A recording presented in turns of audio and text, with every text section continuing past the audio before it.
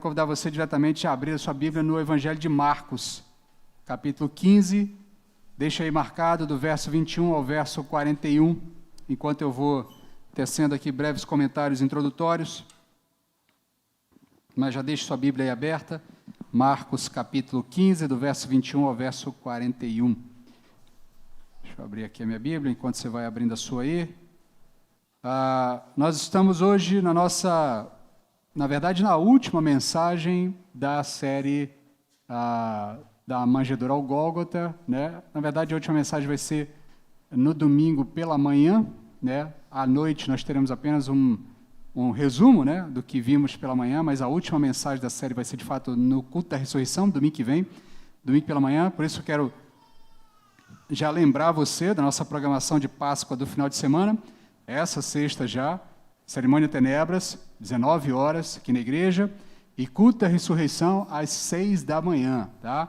Fique atento, logo mais ao final eu trarei mais informações sobre a programação, mas, como eu havia dito, nós estamos numa série preparatória para Páscoa, preparando nossos corações para Páscoa, emendamos com a série de Natal, terminamos a série de Natal no Cristo, já no início do seu ministério, e então passamos direto para a série seguinte, da Manjedoura ao Gólgota, vendo desde os primórdios ali, Deus guiando a história, né, nos atos dele guiando a história, salvando o filho, mandando para o Egito, voltando, e todas essas profecias foram se cumprindo. Depois nós passamos ao ministério de Jesus, vendo sinais de quem ele é, vendo ele afirmando a sua condição de Messias. Já nas últimas mensagens vimos a sua convicção de ir ao Calvário, de ir ao Gólgota, de ir ao sacrifício derradeiro. Concluímos, então, ao longo dessas mensagens todas, que em momento algum a cruz é um acidente, pelo contrário, desde o momento zero, a cruz já estava nos planos, o Filho já sabia para onde ia, já sabia quem era, já sabia qual era a sua missão, e ainda assim caminhou em direção a ela até o momento, a fim de que o sangue derramado, como nós vimos na semana passada, desse origem a uma nova aliança, a aliança em Cristo Jesus, a aliança no seu corpo, a aliança no seu sangue, a aliança na qual nós fomos incluídos pela graça remidora de Cristo Jesus, nosso Senhor. Hoje nós vamos ao Gólgota, nós vamos diretamente aos momentos finais ali, nós vamos à Montanha da Caveira, ver a crucificação do nosso Senhor, mas eu quero convidar você a fazer uma análise por três perspectivas, né? Eu sempre estou aqui citando filmes, séries, livros também, para ampliar a nossa imaginação, né? Eu sempre digo aos irmãos que o texto bíblico é riquíssimo, a boa parte do texto bíblico, na sua grande maioria, talvez até uns 70% dele, sejam de narrativas, e uma vez que são narrativas, você precisa lê-las e imaginar os eventos, imaginar as coisas que estão acontecendo. Isso é importante para que você abstraia do texto tudo aquilo que o autor quis transmitir para você. E eu quero convidar você a, hoje, fazer como aqueles filmes onde a gente vê a mesma cena de três perspectivas diferentes, ou de mais de uma perspectiva diferente. No caso, hoje, veremos de três perspectivas. Veremos o Calvário sob três olhares, três personagens que estão envolvidos ali, dois personagens diretamente tirados do texto bíblico, um personagem que eu vou conjecturar a possibilidade de existência dele, mas é plenamente possível que esse personagem tenha existido, e aí eu vou pedir a licença a vocês, né, eu pedir a vênia à igreja, para imaginar comigo isso a partir do texto, obviamente protegidos pelo texto, limitados pelo texto também, mas eu quero convidar você a ler comigo o texto de Marcos, capítulo 15, do verso 21 ao verso 41, e então passaremos a analisar esses três olhares do Calvário, esses três olhares, e como essa experiência vivida por esses três personagens impacta a realidade deles e impacta a nossa realidade também. O texto diz o seguinte, verso 21, capítulo 15 do Evangelho de Marcos. E obrigaram um homem que passava por ali, vindo do campo, a carregar-lhe a cruz. Era Simão de Cirene, pai de Alexandre e de Rufo. Meu irmão, anote isso aí, tá? Se você tem o costume de marcar a sua Bíblia, pode fazer uma marcaçãozinha, ou então anote na sua memória esses dois nomes, tá? Alexandre e de Rufo. Guarde também o nome dele, Simão. Tá? Levaram Jesus ao lugar chamado Gólgota, que quer dizer lugar da caveira, e ofereceram-lhe vinho misturado com mirra, mas ele não tomou. Então o crucificaram e repartiram entre si suas roupas, tiraram sorte sobre elas para ver o que cada um levaria. E era a hora terceira, ou talvez na sua esteja dito hora nona, mas era a hora terceira quando o crucificaram, acima dele estava, ainda é a hora terceira mesmo, a hora nona mais à frente. Era a hora terceira quando o crucificaram, acima dele estava a acusação escrita, o rei dos judeus. Também crucificaram com ele 2 ladrões, um à sua direita, outro à sua esquerda. E cumpriu-se o que a Escritura dizia, e foi contado com os transgressores. E os que passavam o insultavam, balançavam a cabeça e diziam, ah, tu que destróis o santuário e em 3 dias o reedificas, salva-te a ti mesmo, descendo da cruz. De igual modo, os principais sacerdotes, com os escribas, zombando dele, diziam entre si, salvou os outros, mas não consegue salvar a si mesmo. Desce agora da cruz o Cristo, ó Rei de Israel, para que vejamos e creiamos. E os que com ele foram crucificados também o insultavam. Chegada a hora sexta, houve trevas sobre toda a terra até a hora nona. E a hora nona, Jesus exclamou em alta voz, Eloi, Eloi, lama sabachthani, que traduzindo é, Deus meu, por que me desamparaste? Ao ouvirem isto, alguns que estavam ali disseram, ele está chamando por Elias. Então um deles correu, ensopou uma esponja com vinagre e, pondo-a numa haste, deu-lhe de beber, dizendo, deixai, vejamos se Elias virá tirá-lo. Mas Jesus, dando um alto brado, expirou, então o véu do santuário se rasgou em 2, de alto a baixo. Vendo-o expirar assim, o centurião que estava diante dele disse, é verdade, este homem era o Filho de Deus. E algumas mulheres também estavam ali, olhando de longe, então, entre as quais Maria Madalena, Maria, mãe de Tiago, o mais novo, e de José e Salomé. Elas seguiam Jesus e o serviam quando ele estava na Galileia. Estavam ali também muitos outros que tinham subido com ele para Jerusalém. Oremos. Senhor, como nós pedimos no cântico anterior, fala com teu povo agora, que a tua palavra será exposta. Instrumenta-nos para que nós possamos extrair do texto tudo aquilo que precisamos ouvir.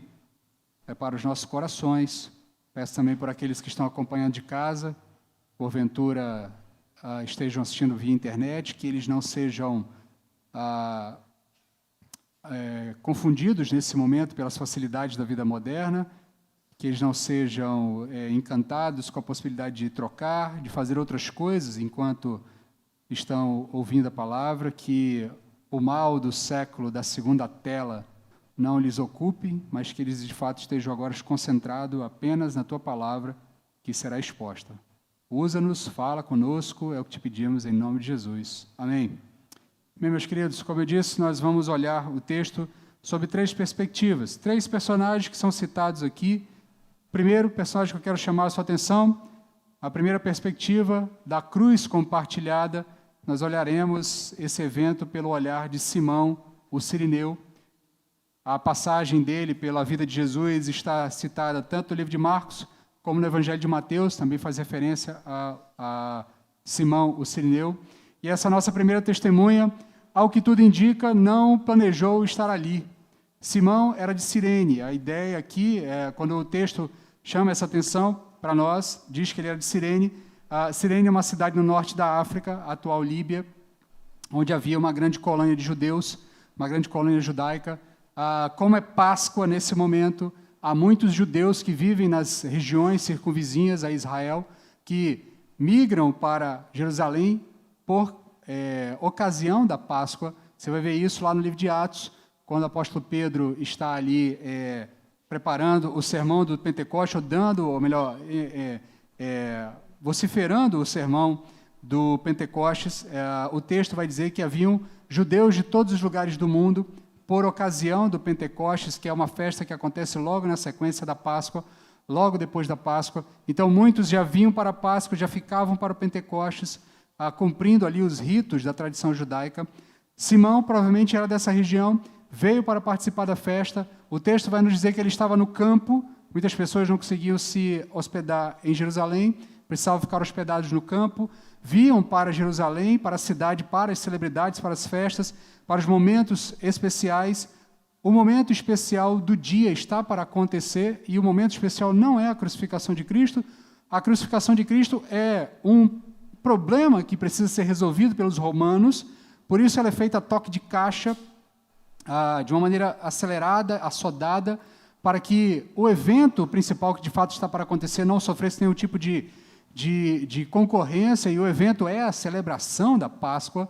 Os judeus estão rumando para o templo, para o momento do sacrifício do Cordeiro, que acontecerá lá na hora sexta, lá no finalzinho do dia, lá no momento em que Cristo está, de fato, entregando a sua vida, e aí fica um paralelo muito claro de que, enquanto o Cordeiro deveria ser imolado no templo, o Cordeiro derradeiro estava sendo imolado na cruz do Calvário. Mas o fato aqui é que Simão de Cirene, Simão, o sirineu, está vindo do campo para essas festividades, e aí ele entra na cidade.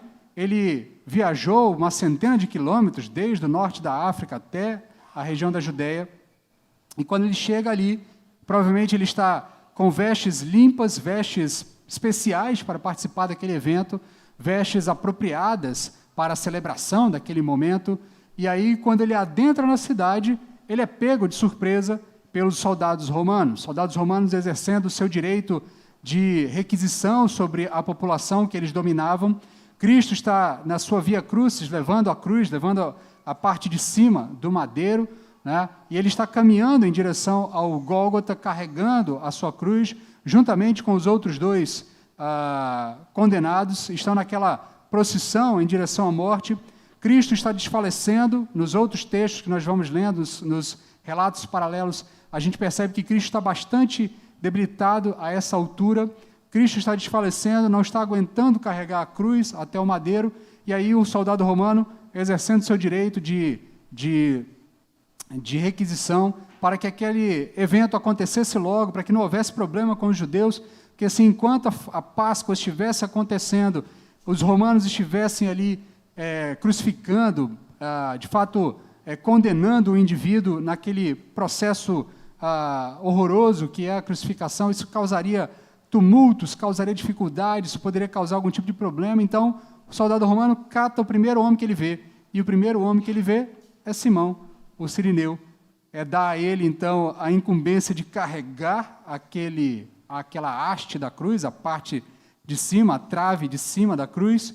Certamente, naquele momento, além de todo o medo e o pavor que tomaram conta desse homem por ter sido alçado ali, catado ali por aqueles soldados romanos para participar daquele momento, há também uma mistura de medo, frustração, raiva, incômodo, porque Simão se preparou para outra coisa.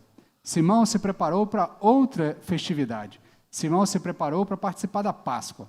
Está com a sua roupa limpinha, está com a sua roupa arrumada, está preparado para participar daquele evento, e de repente ele é pego, e sobre ele cai o sangue do condenado, sobre ele cai a sujeira, cai o suor do condenado. Certamente as suas roupas não ficaram mais como estavam antes, certamente ele não ficou limpo como estava antes, e diante daquela situação, aquele homem, com um misto de frustração e de medo, caminha lado a lado com o Salvador, caminhando em direção à cruz. O texto de Marcos não nos dá muita informação, os outros textos também não nos dão muita informação sobre esses momentos em que Simão caminha com o Cristo ao lado, mas é possível conjecturarmos que alguns olhares foram trocados, que em algum momento Simão olhou para aquele homem, olhou para a face daquele homem, olhou para o corpo daquele homem que estava todo machucado, ensanguentado, ferido, olhou para as suas vestes que já estavam ensanguentadas, sujas, parte rasgada, e aquele sofrimento no olhar daquele homem, de alguma forma, aquilo certamente impactou esse homem. O texto corta, não nos traz mais informação sobre Simão, não nos diz o que aconteceu com ele, mas o texto nos dá duas referências. Logo no comecinho, eu pedi para que você marcasse aí na sua Bíblia, o texto nos diz que Simão era pai de Alexandre e de Rufo. Simão era pai de Alexandre e de Rufo. Se Marcos está dizendo que Simão, o cirineu, era pai de Alexandre e de Rufo, certamente o que Marcos está dizendo é: você que está lendo esse texto na origem, sabe de quem eu estou falando. Porque se eu estou dizendo que é pai de Alexandre e de Rufo, quem está lendo naquele momento deve ter dito: ah, é o pai do Alexandre, é o pai do Rufo. E por que Marcos faz isso? A tradição nos diz que Marcos escreve o Evangelho de Marcos voltado para um público que está em Roma. Ele publica esse livro, esse Evangelho, para um público que está em Roma. O texto vai nos dizer que ele faz essa referência a esses dois nomes. Quando nós lemos mais para frente, lá na carta de Paulo aos Romanos, no capítulo 16, especialmente no verso 13, Paulo, saudando aos irmãos que estão na igreja de Roma, Paulo diz o seguinte: saudai a Rufo, eleito no Senhor, e a sua mãe e minha mãe. É muita coincidência que tivesse, de fato, dois Rufos em Roma, que fossem objeto ali do contexto da igreja. Então, a grande maioria dos estudiosos, a tradição da igreja também reafirma de que esse Rufo que Paulo está citando aqui, é o mesmo Rufo que Marcos cita no seu evangelho. O que nos faz ter a perfeita liberdade para conjecturarmos que aquele encontro que Simão teve com Cristo ali na Via Cruz, aquela participação mudou não só a sua vida, mas mudou a vida de sua família inteira, mudou a vida dos seus filhos, mudou a vida de sua esposa, porque o texto de Romanos nos diz que o apóstolo Paulo saúda a Rufo e saúda também a sua mãe. O que podemos conjecturar aqui é que provavelmente a essa altura Simão já estava morto, já havia morrido, e talvez o seu irmão, que é citado por Marcos, também já tivesse morrido. Talvez tivesse morrido. Não, há uma corrente que acha que talvez o seu irmão tivesse apostatado da fé, por isso que Paulo não cita o seu nome, mas é bem mais crível, tá? Considerando que Marcos cita os dois irmãos. Então, isso nos dá a entender que os dois irmãos estão inseridos na igreja de Roma.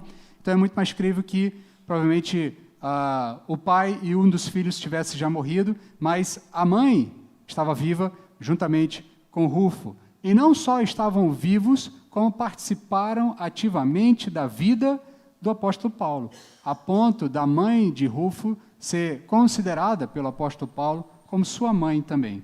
Saudai a Rufo, eleito no Senhor, e a sua mãe e minha mãe. Então pense, meu querido, na profundidade desse encontro que Simão teve com Cristo, dessa visão que ele tem daqueles eventos, daquele momento.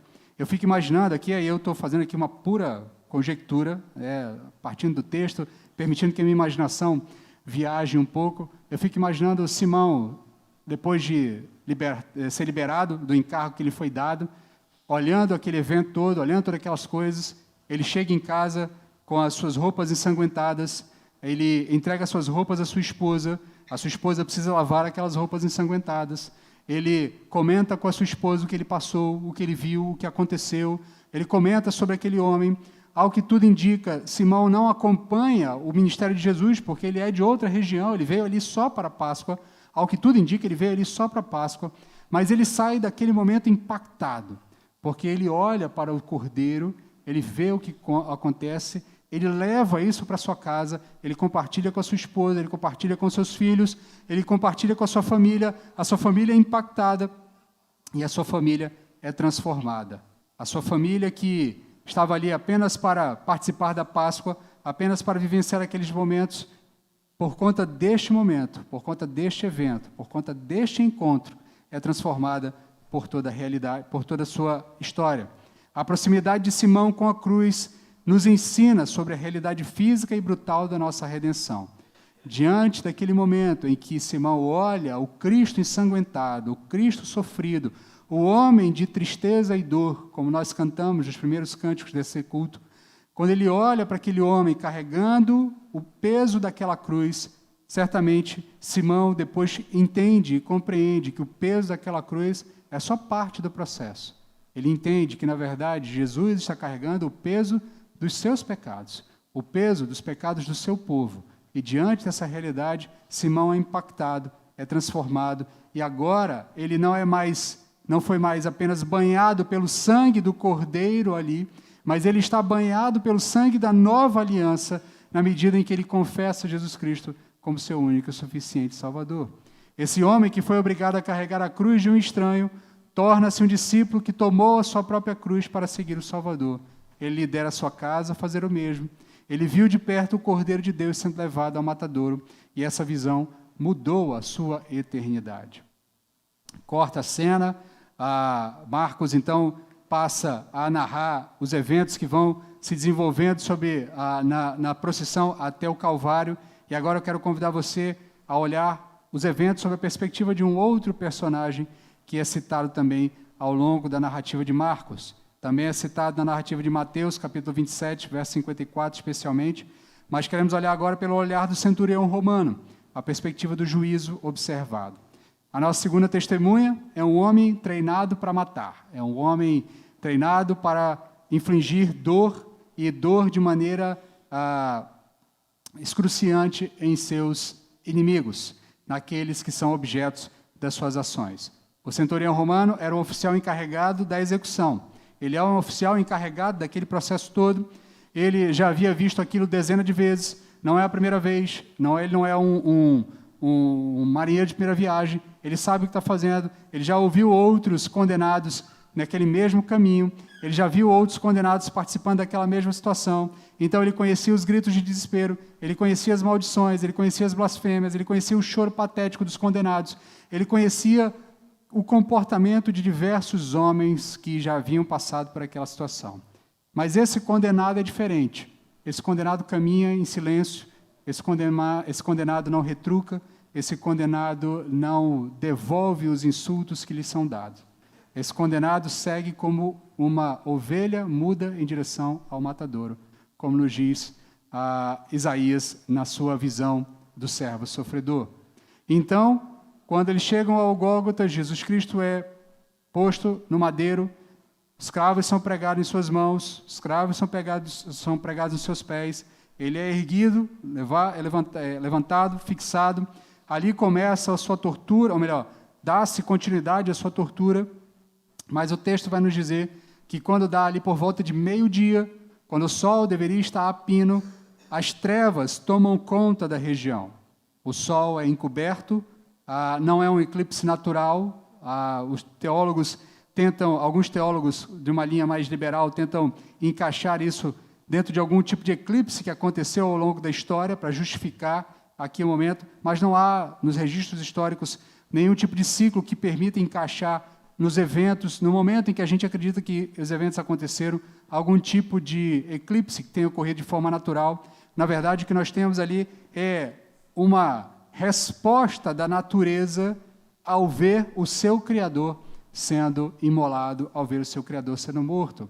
A mesma natureza que nós convocamos à adoração no começo do culto, ao ver o seu Criador sendo humilhado, sendo morto, sendo violentado naquela cruz, a natureza também responde, a natureza nota o que está acontecendo. E aquilo tudo está sendo observado pelo centurião.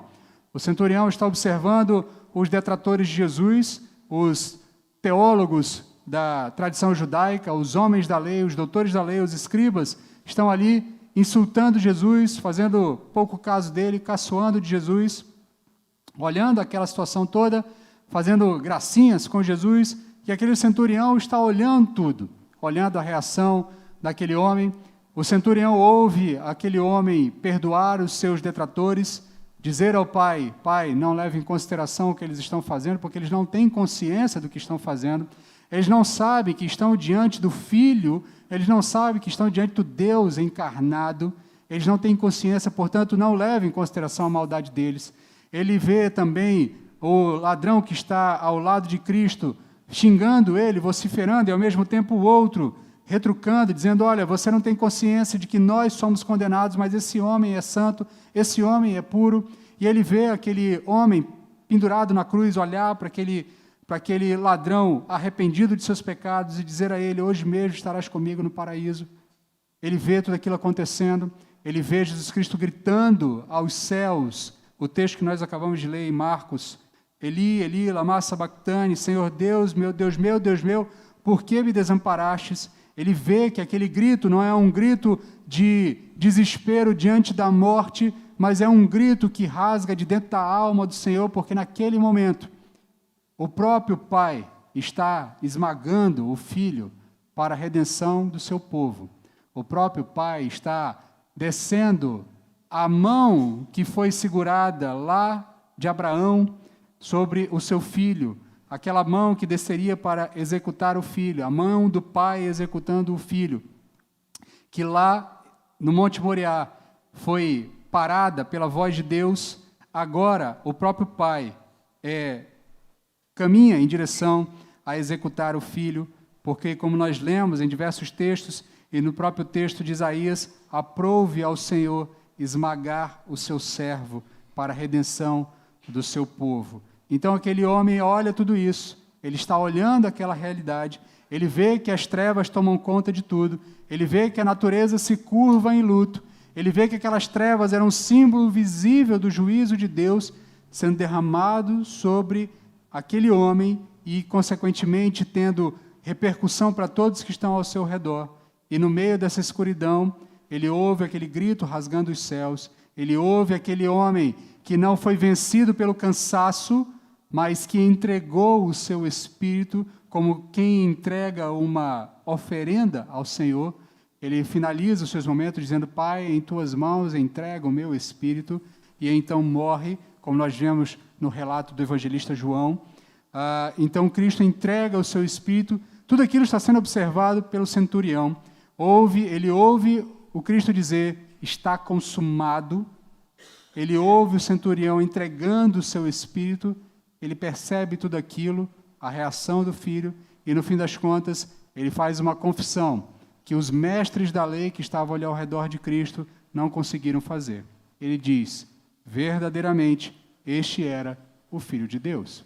Diante de toda aquela realidade, de todos aqueles elementos gritantes aos olhos de todos que estavam ao redor, aquele centurião, um pagão, um homem de outra nação, um homem com outros credos, um homem com outras perspectivas históricas, um homem com outras visões de mundo, olha para aquela realidade, olha para tudo que está acontecendo, e ele não consegue se furtar de reconhecer que ali estava, de fato, o Filho de Deus.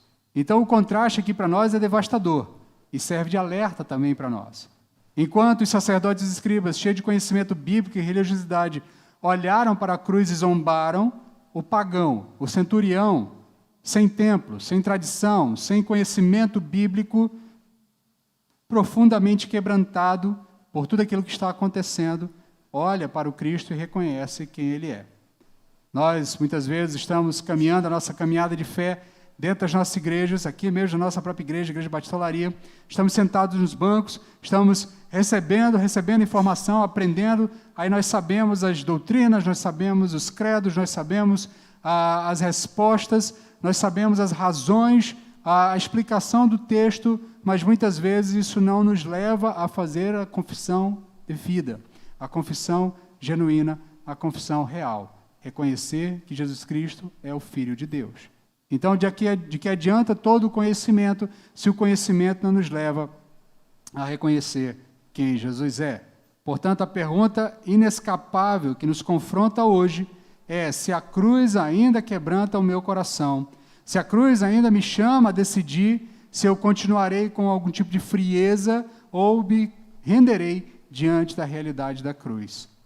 O que chega para nós hoje, o que fica para nós hoje é a cruz, a realidade do sacrifício de Cristo, tem me levado a confessar que Ele verdadeiramente é o Filho de Deus, ou eu ainda estou como os fariseus, olhando para aquela realidade e tentando interpretá-la à luz dos conhecimentos científicos, dos conhecimentos da minha própria sabedoria. Corta a cena, a gente pula então para o terceiro personagem, e aí aqui eu quero pedir a sua vênia, para nós fazermos um processo de imaginação um pouco mais profundo. Há uma passagem do texto que talvez seja uma das passagens mais significativas do sacrifício de Cristo, mas que a gente olha muito pouco para ela, E aqui eu quero chamar você a imaginar o que está acontecendo para além do que o texto nos diz. E aí, obviamente, dentro daquilo que o texto nos permite fazer. Eu quero olhar para um olhar de um eventual sacerdote que está no templo, enquanto tudo aquilo que está acontecendo, tudo está acontecendo lá no Gólgota, o templo está sendo preparado para as festividades da Páscoa.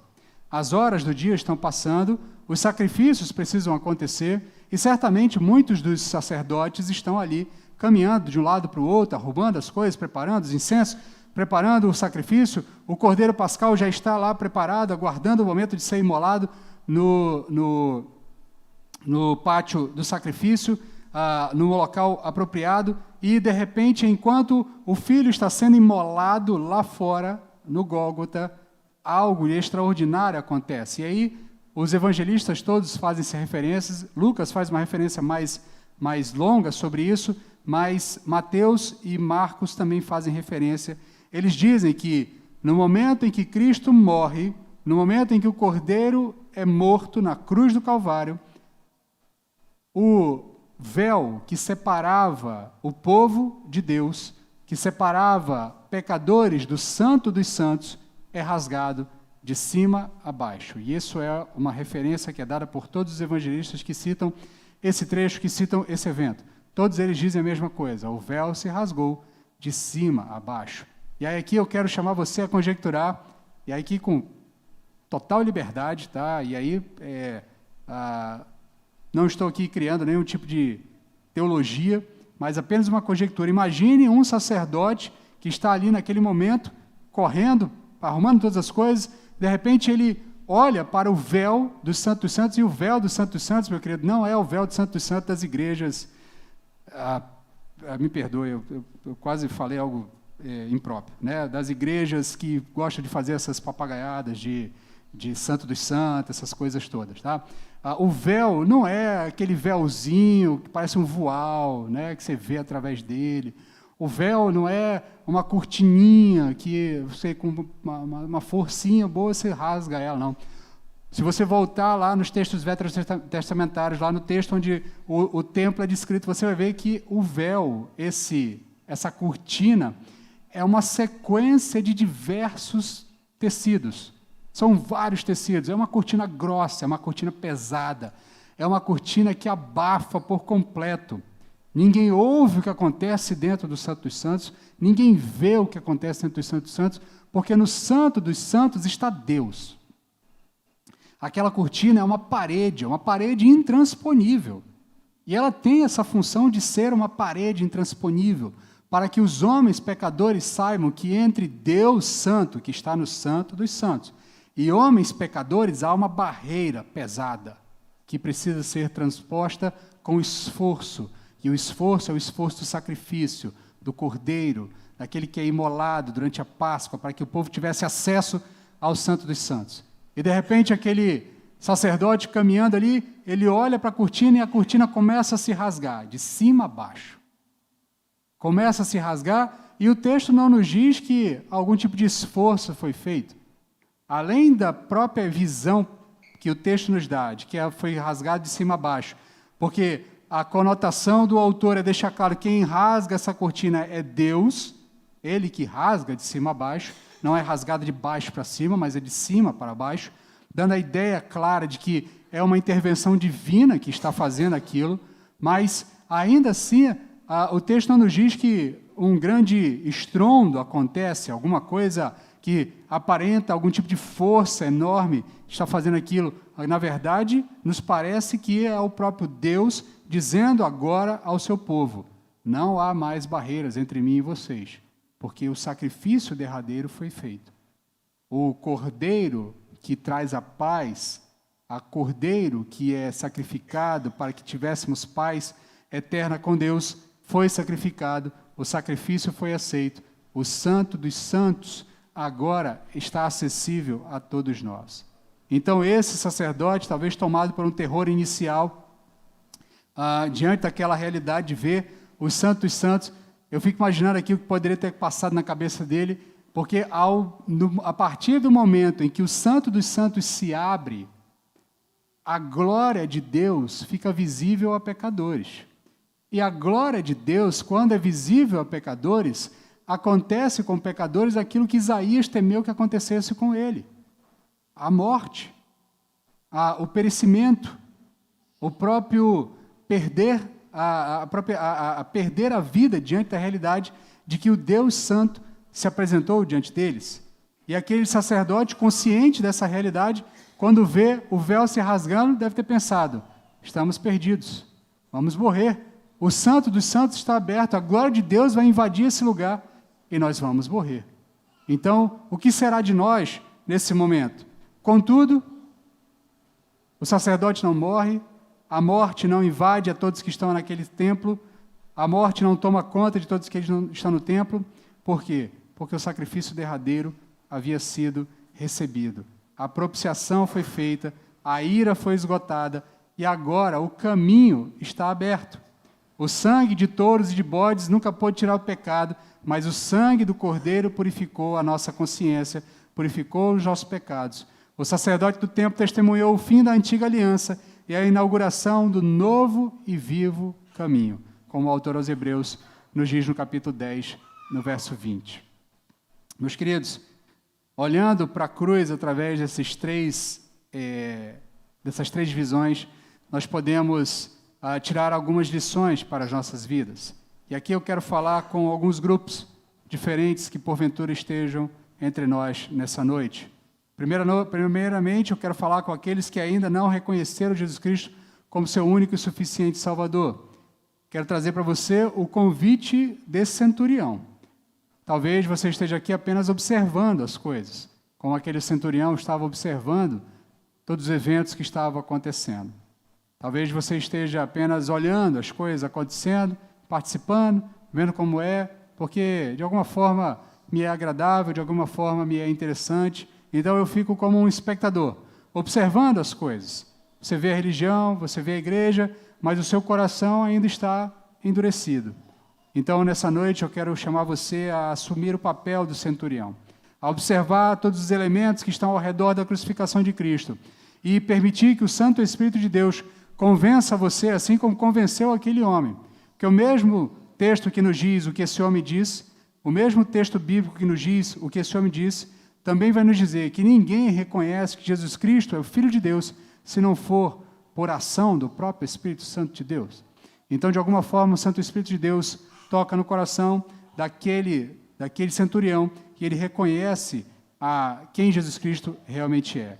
Então, que o Santo Espírito também toque no seu coração, que você olhe para a cruz, que você veja a escuridão do juízo de Deus que deveria cair sobre nós, sobre você, caindo sobre o Filho de Deus. Jesus, o que bebeu o cálice da ira, para que você não bebesse esse cálice, ou Jesus que permitiu-se ser esmagado pelos seus pecados, ele está hoje diante de nós, está diante de você, para que você o reconheça quem ele é, reconheça quem ele é e, de fato, renda-se a ele, renda-se a sua majestade e reconheça que ele verdadeiramente é o Filho de Deus e ele verdadeiramente é o seu Salvador. Também quero falar àqueles crentes os que já se converteram, aqueles que já reconheceram Jesus Cristo como seu Salvador. Eu quero, então, chamar você agora a olhar para o primeiro exemplo, para o exemplo de Simão, o Cirineu. Aquele homem que foi impactado pelo seu encontro com Cristo, aquele homem que foi impactado por aqueles momentos em que ele carregou a cruz do Salvador, aquele homem que foi transformado por aquele momento. Aquela transformação não ficou só para ele. Aquela transformação o empolgou, o levou a contagiar a sua família. Eu fico imaginando de novo aqui, voltando ao que nós comentamos no início, esse homem chegando em casa. O texto não nos diz que sua família estivesse com ele.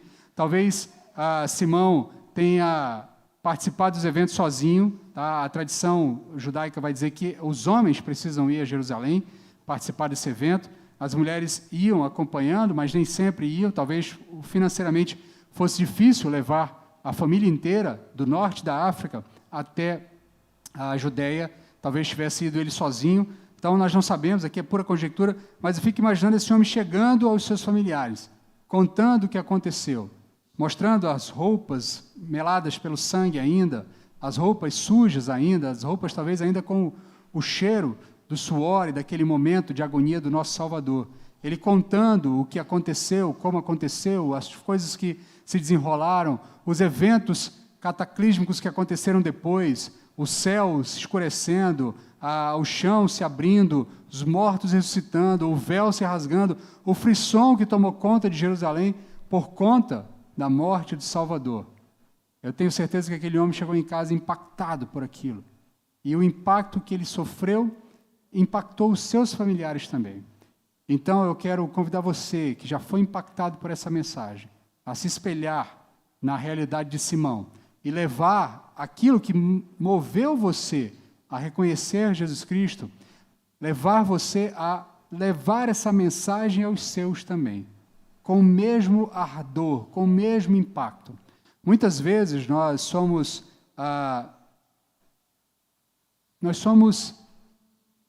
enganados por uma falsa percepção que nos foi levada ao longo do tempo de que, quando nós insistimos com os nossos na necessidade que eles têm de ouvir o Evangelho, de serem impactados pela mensagem do Evangelho, que nós vamos nos tornar chatos, que nós vamos nos tornar incômodos. Então a gente fica medindo palavras, a gente fica esperando ali o momento certo, a gente fica esperando o momento em que aquela pessoa diga: agora eu quero ouvir falar de Jesus Cristo. Ora, meu querido, aqueles que estão com o coração endurecido nunca vão querer ouvir falar de Jesus Cristo. Agora, se a obra de Cristo não move o seu coração, não faz com que o seu coração arda com o desejo urgente de que todos sintam a mesma coisa, talvez quem ainda não tenha sido de fato impactado pela obra tenha sido você. Então, nesse sentido, olhe para a realidade desse homem, olhe para os desdobramentos da realidade da vida desse homem, na junção dos textos de Romanos com o texto de Marcos, onde nós vimos que aquela família foi profundamente impactada, a ponto de criar uma geração, 2 gerações na igreja do Senhor, a ponto da mãe, a esposa desse homem, a mãe daqueles meninos que vão ser parte daquela igreja lá em Roma, essa família ser tão impactante para ser impactante na vida do apóstolo Paulo. E ao que tudo indica, essa família entra na vida do apóstolo Paulo enquanto o apóstolo Paulo está nas suas viagens missionárias. Porque, pelo que nós sabemos da vida do apóstolo Paulo, ele foi a Roma apenas por ocasião do seu julgamento. Ele não chegou a ir a Roma em outros momentos para tratar com a igreja de Roma. Tanto é que ele escreve a carta para se apresentar à igreja de Roma. E quando ele saúda o seu amigo conhecido Rufus, a sua mãe, a mãe de Rufo, ele saúda pessoas que já conviveram com ele em algum momento das suas jornadas, que não nos é citado pelo texto bíblico em outro momento. Mas o fato é, quando nós olhamos para a história de Cirineu, nós somos impactados com um homem que foi transformado pela cruz de Cristo Jesus. E ao ser transformado pela cruz de Cristo Jesus, ele não guardou isso só para si, ele levou para a sua família, ele levou para todos quantos estavam ao seu redor. Por fim, quero falar à igreja como um todo, eu quero falar a você a partir da perspectiva daquele sacerdote, a partir dos eventos que aquele homem fictício que nós imaginamos estava ali testemunhando o véu rasgado, e eu quero chamar você a entender de uma vez por todas que, na medida em que o véu se rasgou, nós somos chamados com ousadia a entrar no Santo dos Santos. Nós somos chamados a nos apresentar diante de Deus o tempo todo, porque o véu foi rasgado. Então, muitas vezes, nós vivemos como se o caminho para Deus não estivesse bloqueado. Colocamos dificuldades, colocamos problemas, colocamos N dificuldades para nos aproximarmos de Deus. Mas eu quero lembrar a você mais uma vez, a partir do momento em que Cristo grita, está consumado, a partir do momento em que Cristo entrega seu Espírito aos céus, a partir do momento em que o véu se rasga, não há mais barreira entre nós e Deus. Tudo que precisamos é do justo mediador, Cristo Jesus. Então, meu querido, se você está enfrentando algum problema nesse momento, se você está enfrentando alguma batalha, se você está passando por momentos difíceis, se você tem batalhas a enfrentar, lutas com familiares, lutas com situações de emprego, dificuldades N que você possa estar enfrentando nesse momento, adentre ao Santo dos Santos, vá até a presença de Deus, porque o véu se rasgou. O trono de Deus está à sua disposição. Apresente-se diante dele, recorra a ele, agarre-se a ele. Não há mais barreiras para o povo de Deus e a presença do seu Deus. Nós só precisamos do mediador, Cristo Jesus. Mas uma vez que estamos inseridos em Cristo Jesus, nós podemos nos apresentar diante de Deus com ousadia, como o autor aos Hebreus vai nos dizer, lá no capítulo 10 da sua carta, que nós adentremos com ousadia ao Santo dos Santos, porque encontraremos no trono, não juízo, encontraremos no trono, não punição, encontraremos no trono misericórdia e graça. Porque pelo sangue de Cristo nós somos libertos dos nossos pecados. O Santo dos Santos, para nós, é um local onde nós entramos e nos sentimos à vontade. Não temos medo da glória de Deus nos consumir, porque fomos selados pelo sangue de Cristo, o nosso Senhor. Quero finalizar fazendo uma breve conclusão.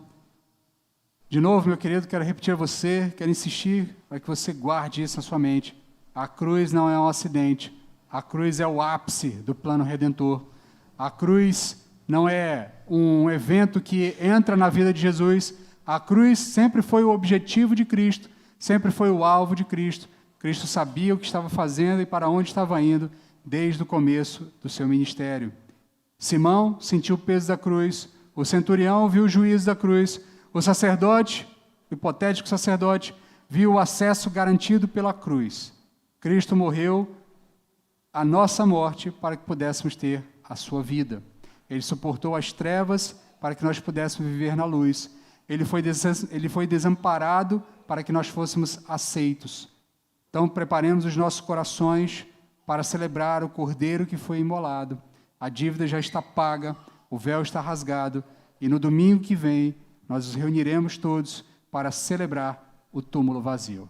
Que ao longo dessa semana, o seu coração se encha de alegria, que o seu coração se encha de entusiasmo para celebrar esse momento especial, o momento em que nós temos a plena convicção de que o último inimigo já foi vencido, a morte. Cristo, o primeiro de muitos, venceu a morte, e com ele também venceremos. Com ele seremos mais do que vitoriosos, como o apóstolo Paulo nos diz.